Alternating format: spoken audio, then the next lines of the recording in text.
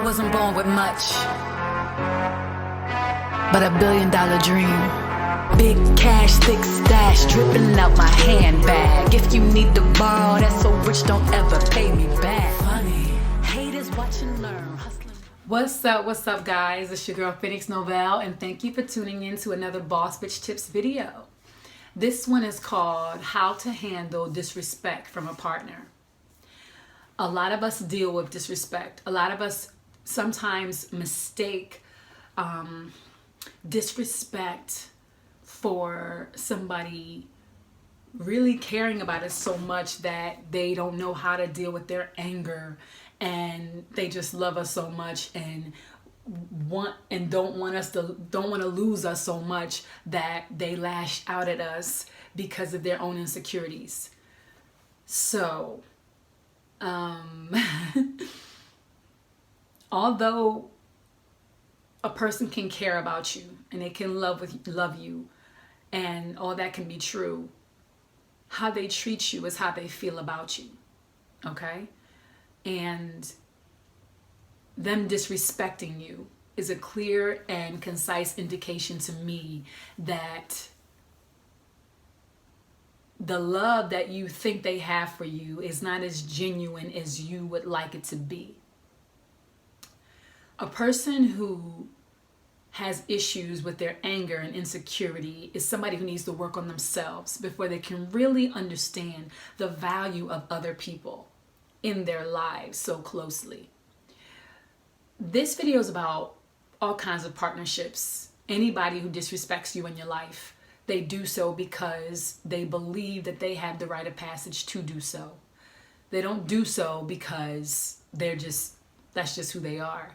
They believe that they have the leeway to, and that maybe they believe that you believe it's love, and if they didn't disrespect you like that, then you wouldn't feel much love or much appreciation. It also goes down to what you feel about what love is and how you identify love. And if you think that this is what love looks like, then they can sense that, and maybe you attract somebody who has the same idea of what love looks like to them. But love doesn't look like that, okay? Because love makes you feel good about yourself. It makes you want to be the best person. It makes you want to bring out the best in others, not disrespect them, because disrespecting them doesn't make them feel good. It doesn't bring out the best in them, even if they believe you're doing it because of your own insecurities, right? Why do you believe that that's what love looks like? You know, why do you believe that that's what real relationships should look like? Now, disrespect isn't somebody necessarily telling you how they feel about something in terms of, I don't like the way you did this, or I don't like how you said this, because you can have a conversation with somebody and be very real and honest and upfront to them about their actions. But if somebody is putting their hands on you, if somebody is calling you all kinds of names, if somebody is trying to hurt you, if somebody is just making you feel bad about yourself without helping you grow for your sake, it's not coming from a genuine place. They don't care about you enough to see you reach your highest potential.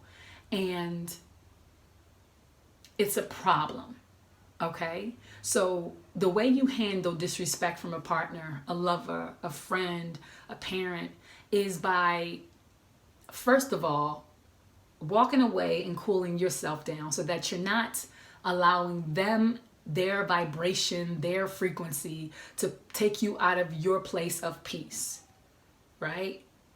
A lot of us believe that we have to match the vibration of the other person. I'm not going to let you talk to me like that. But what it is that you've already allowed them to tune your frequency because you've now gone there. So the answer is to step away and to identify that their frequency is not your frequency, that their belief is not your truth, that what they feel isn't necessarily what you need to feel. And you need to understand and clearly identify what love looks like to you, what respect looks like to you. And By doing that, you can clearly and easily see that this is not what love and respect is. This is not acceptable. This is not what I want. The purpose of you stepping away or leaving the house or leaving a situation for 10, 15 minutes is just so that you remain in control of your vibration and your level. Boss Bitch Tips is about learning how to be in control of yourself. I created this video because it took me a while, and I'm still every day challenged with moments where I want to react to something, but I have to force myself to remember that my reaction doesn't have to be the level in which it was given to me or presented to me. I can be in control before I respond to a situation, think about it, process it, and kind of neutralize my emotions so that I can think rationally. Even if you're saying something right. I heard my neighbors arguing the other day, and I remember being able to hear the woman louder than the man. I knew she was talking to him, because he's my neighbor, but it was his girlfriend coming over, and she's just loud. She's like, I'm not going to let you call me a bitch in front of your friends. I'm not going to let you disrespect me like that. And I could hear him very mutely, yet very low, kind of say, okay, but don't put your hands on me. You can say what you want, but don't put your hands on me. He maintained throughout the whole conversation this kind of level, consistent tone. Even though she was in her feelings and raising her voice and very adamant about what she felt, he didn't allow her to take him there. And this is, even though she was, come on, she felt disrespected in front of your friends. You're going to treat me like this. I'm not having it. But yet, he did not allow her to take him there just because she was there. So we can all have that same thing. We can all have a conversation and say, listen, I'm not going to allow you to disrespect me like that. I don't like it. I don't appreciate it. And stay there at that tone, and if they raise their tone, you can say, listen, I hear you, but I can hear you better if you speak in a volume that I feel doesn't disrespect me, or doesn't try to force me to change where I am, because this is where I'm comfortable being. So let's talk like we would regularly talk when we don't have an issue, and just like that, if the relationship is over, if you don't want to see this person again, you can end it just like that without having to be like, and then fuck, like it doesn't have to go to that place. It's completely and utterly up to us always. So in summation, speak your truth, but don't allow yourself to be the kind of person that has to always match what they give you, right? And if you take a minute to evaluate the situation, then you'll be able to better understand whether or not this relationship is growing or if it's declining, if it's bringing you up or if it's bringing you down. And you can't do that when you're lost in the emotions of the other person, because it's easier for you to see their insecurities. It's easier for you to feel sorry for them and to make excuses for them. And I even know a lot of chicks who, will be disrespected by their partners or whatever. And some guys too. So I'm not going to even make it seem like it's one-sided. But I know people who are disrespected by their partners, and, they realize, after a few months or so, this ain't working, and then they separate, and then they miss sex or whatever, and they think, all right, well, listen, I don't want to have sex with nobody else, so I'm gonna go back and have sex with him or her because this is who I know. But that's the gateway for them being right into your life again, because sex is more powerful than just getting boned. It's more powerful than just the whatever amount of minutes or hour of pleasure that you get from that person. Everything comes back up.